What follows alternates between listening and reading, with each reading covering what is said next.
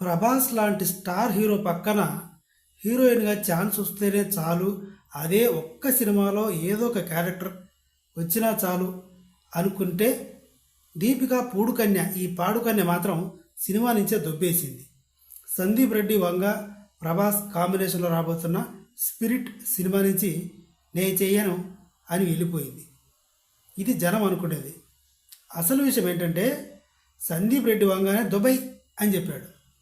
అసలు ఏం జరిగిందంటే ప్రభాస్ మాత్రమేనా పెద్ద స్టారు, నేను స్టార్ని కాదా అని అనిందంట.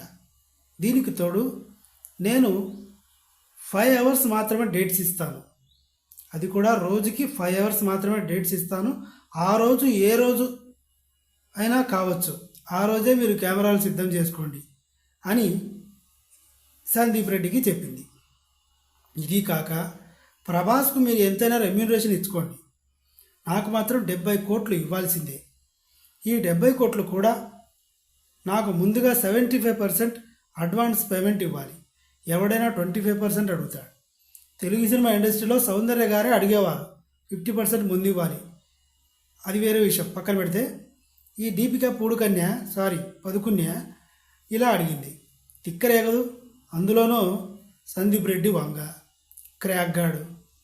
ఇలాగుందా నీ సంగతి? సరే, నువ్వు చెప్పినవన్నీ సూపర్ డూపర్ డీలక్స్ అత్యద్భుతంగా ఉన్నాయి, కానీ వేరే ఎవరైనా చూసుకోపో చల్ అని చెప్పేసి వేరే హీరోయిన్ బుక్ చేశాడు.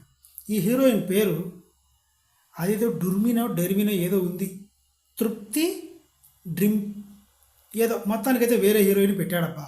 ఈ అమ్మాయి కూడా బాగానే ఉంది, కరెక్ట్గా సెట్ అవుతుంది ప్రభాస్కి.